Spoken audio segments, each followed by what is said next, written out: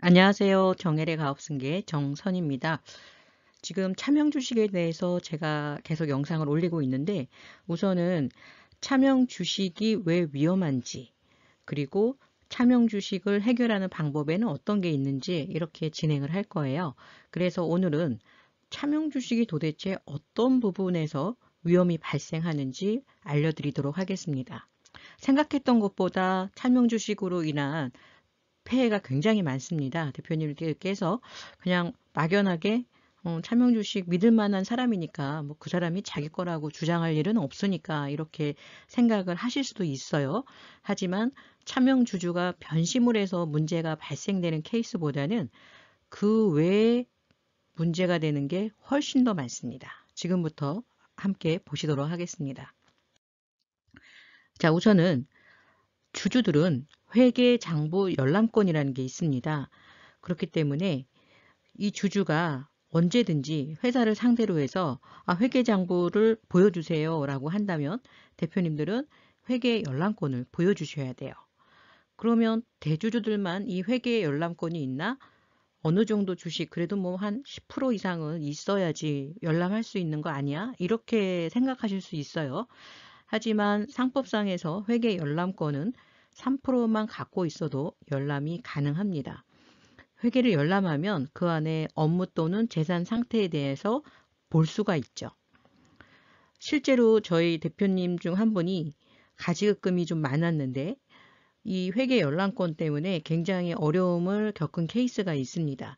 사실은 가지급금은 누가 문제 삼지 않는다면 세무조사가 나와서 굳이 문제 삼지 않는다면은 사실 평상시에 가지급금 자체가 문제가 되지는 않습니다.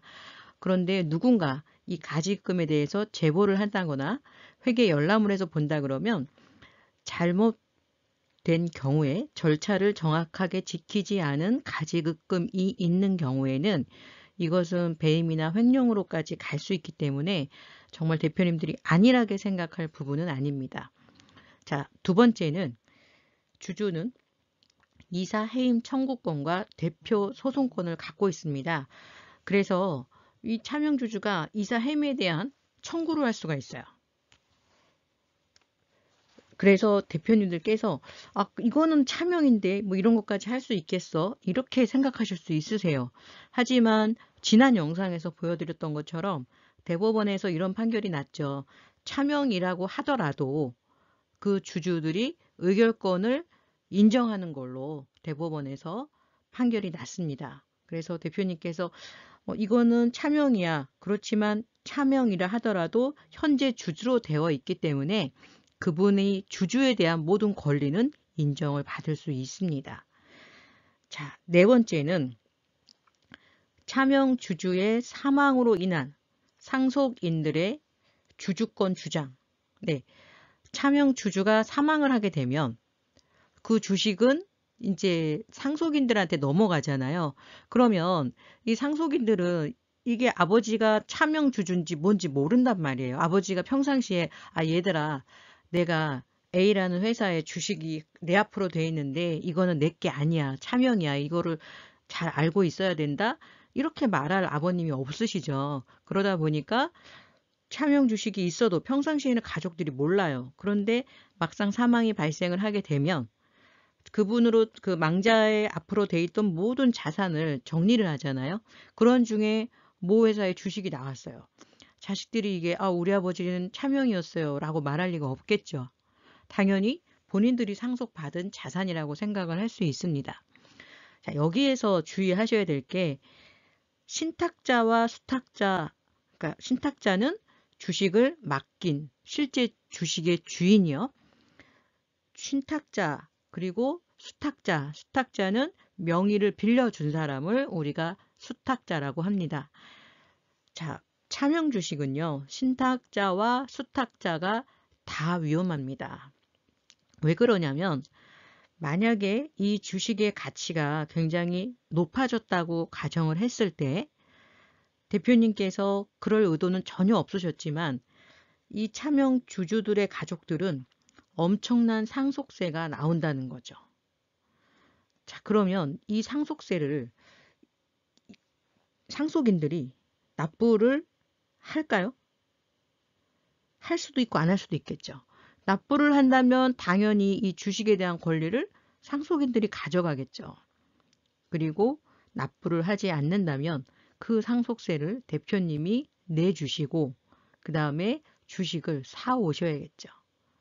이렇게 수탁자나 신탁자나 또 반대로 만약에 방송을 듣고 있는 분 중에서 그냥 명의를 빌려주신 분이 있으신데 만약에 사망이 발생을 하면 이 상속세를 신탁하신 분이 내주지 않으면 우리 가족이 그 상속세를 내야 되는데 이 상속세라는 것은 세금은 현금이고 그 다음에 이 주식은 현금이 아니란 말이죠.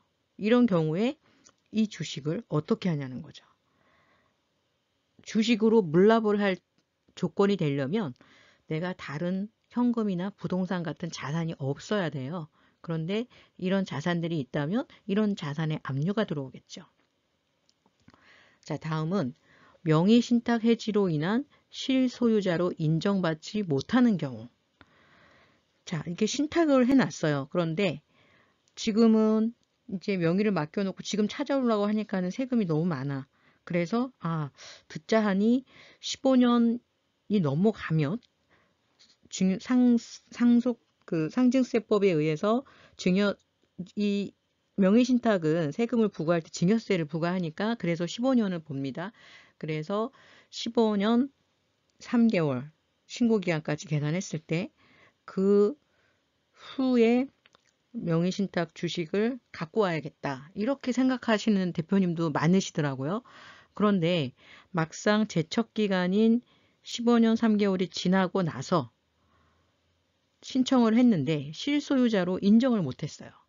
못 받은 경우에는 그 주식은 어때요? 내가 증여받은 게 되는 거예요.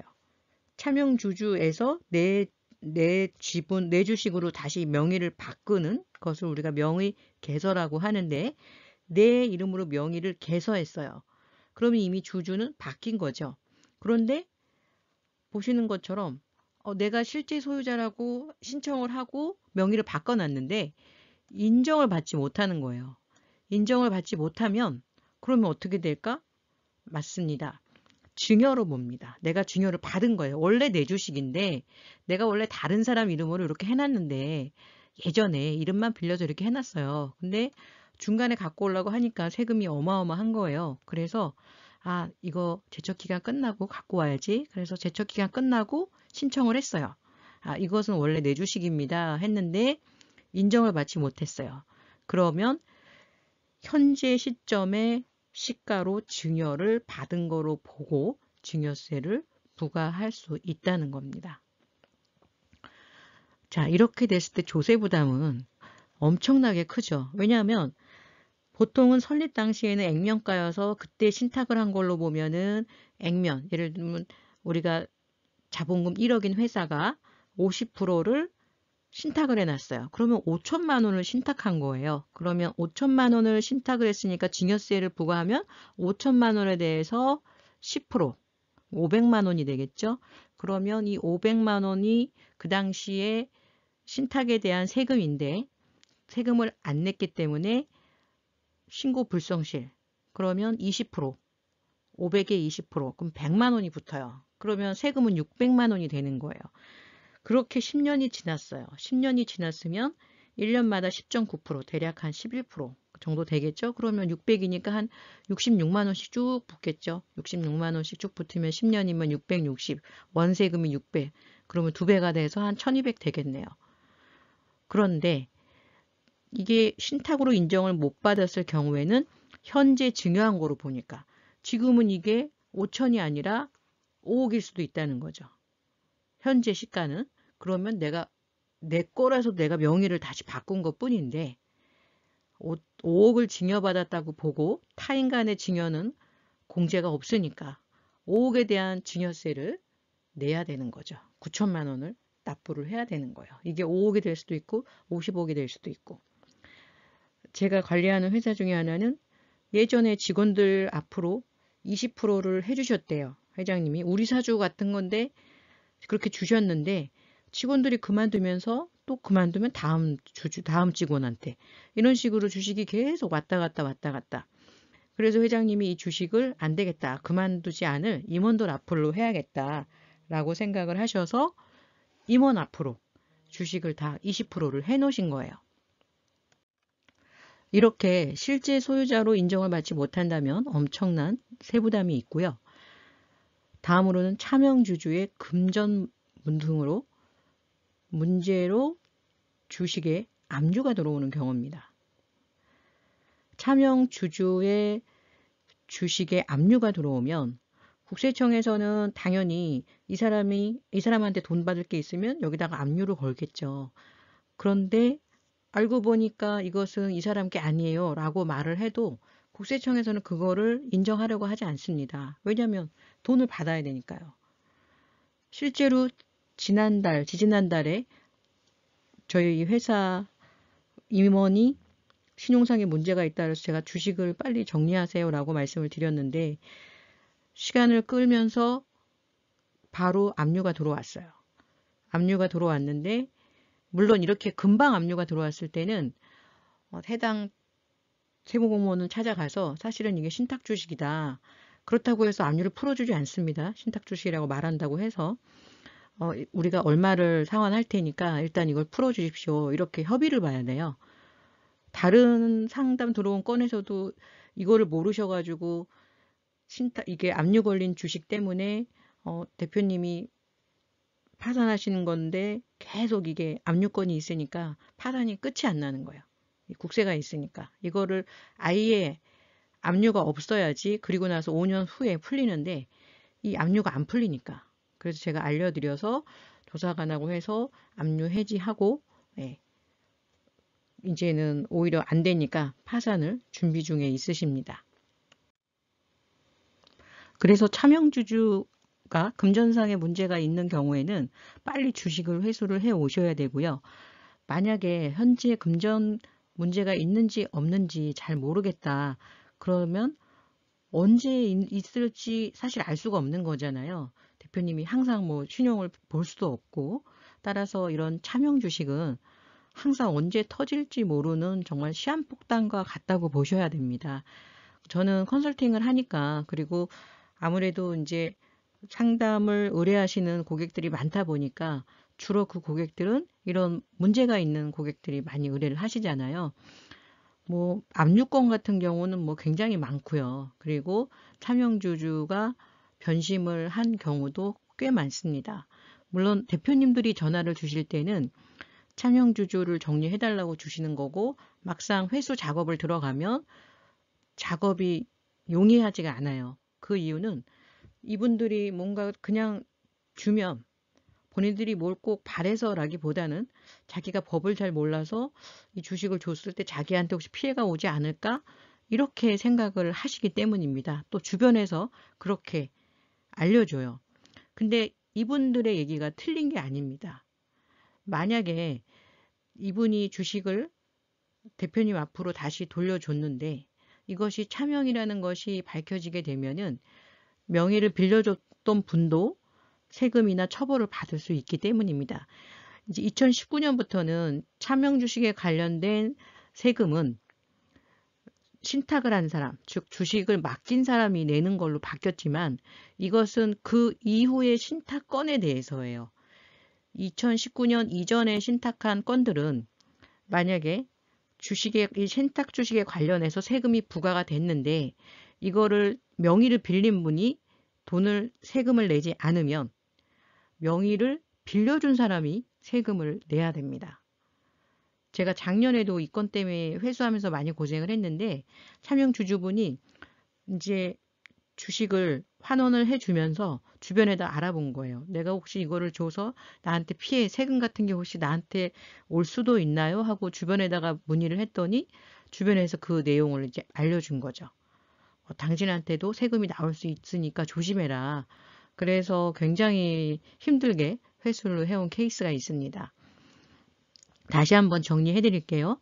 자, 명의신탁, 주식을 신탁을 하면 명의신탁을 해지를 하던 또 해지 안 한 상태에서 과세가 되던 세금이 나올 경우에 이 세금에 대해서는 19년 이전에는 이전 신탁은 명의를 빌려준 사람이 내는 게 원칙입니다.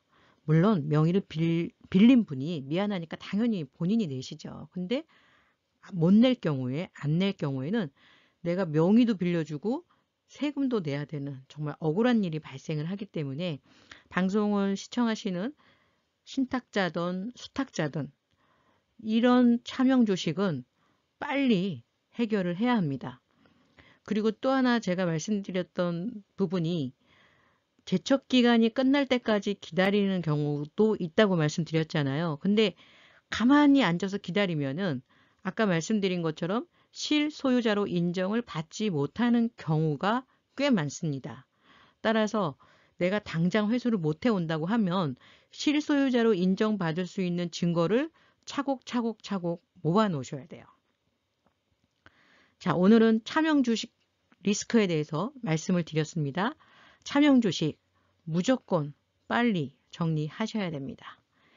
차명주식 관련해서 상담이 필요하신 경우에는 영상 하단에 상담 신청 링크를 누르시면 바로 상담 예약을 남길 수 있습니다. 감사합니다.